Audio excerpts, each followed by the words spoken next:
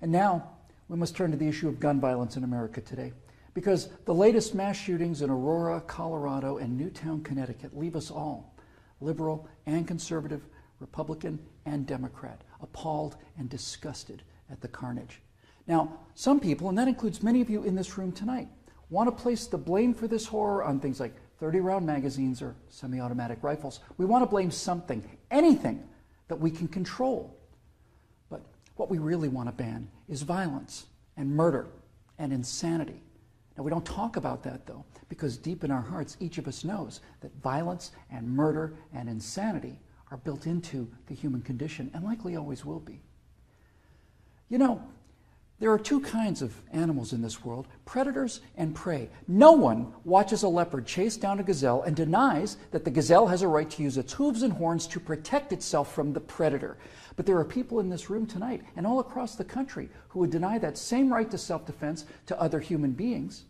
Such people seem to think that the way to stop the leopard is to cut the horns off of the gazelle, that by somehow making it easier for the predator will simply go away.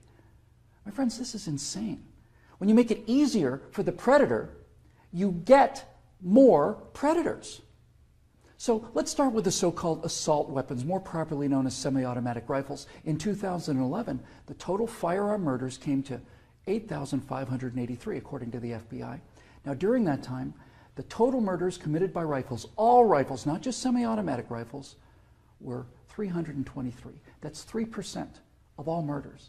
Hammers and clubs kill half again as many people as rifles. Hands and feet murder twice as many. And knives kill 5 times more Americans than all rifles combined. Preventable medical errors kill about 98,000 people per year. Medical malpractice kills more than 12 times as many people as are murdered in the U.S. each year. That's more than 300 times the number killed by all rifles, not just the so-called assault rifles. And yet, no one talks about limits on hammers or knives or doctors or hospitals.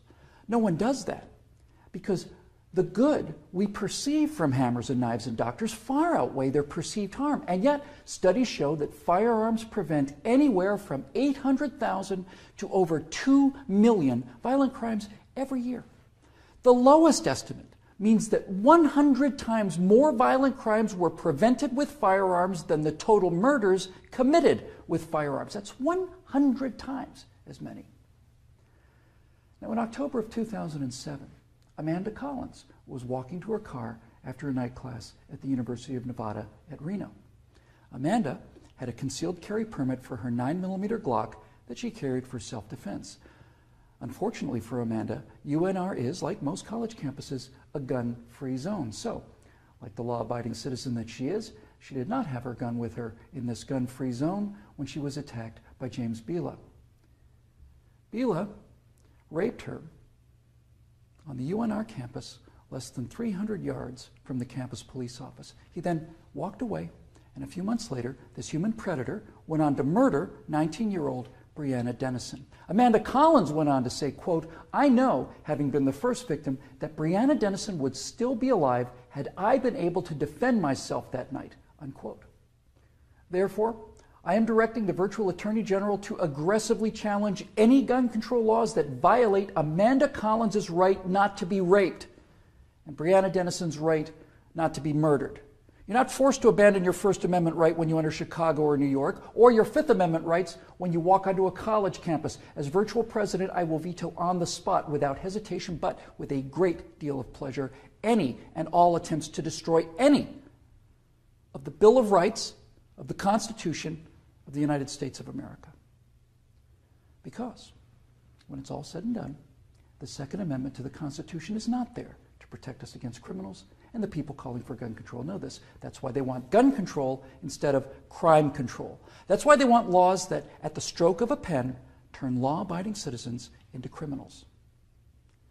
The Second Amendment is there to protect the American people from tyranny.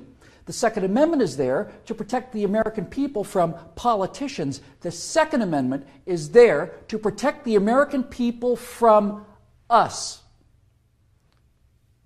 Now, Some politicians claim America deserves a vote on this issue. Okay, let's have a vote. Those of you advocating infringement on the right of the people to keep and bear arms need to go to the American people with the 28th Amendment, which would simply read, the Second Amendment to the Constitution is hereby repealed. That would, for the first time, give you the legal authority to do what you have been doing and what you are trying to do now in direct violation of your oath of office to defend the entire Constitution of the United States, not just the parts you happen to approve of. So go ahead, go to the American people and tell them that ultimate power is no longer to be vested in the people who can't be trusted with that power according to you. Tell them only the government can have that power now. You go out there and try to convince the people of the 38 states that you're going to need to get that amendment passed to agree with your opinion of them versus their opinion of you. I dare you. 12 million unarmed men, women, and children were unable to resist being murdered by their own National Socialist government in Germany. Perhaps 50 million unarmed men, women, and children were murdered by their own Union of Soviet Socialist Republics. 50 million Chinese murdered by their own government under Mao, who also disarmed his people. And in Cuba, and in Vietnam, and in the killing fields of Cambodia. Now you say that can't happen here? You say we're protected? By what? By the Constitution that you're in the process of destroying? You are in violation of your oaths of office by so much as introducing this legislation, let alone passing it. My fellow Americans, the previous inhabitants of this chamber watched as 100 million people were murdered after being disarmed by their own governments. Every single one of those men, women, and children were as real and precious and irreplaceable as the children at Newtown. And I tell you here and now that I will be damned if I will let that happen to the American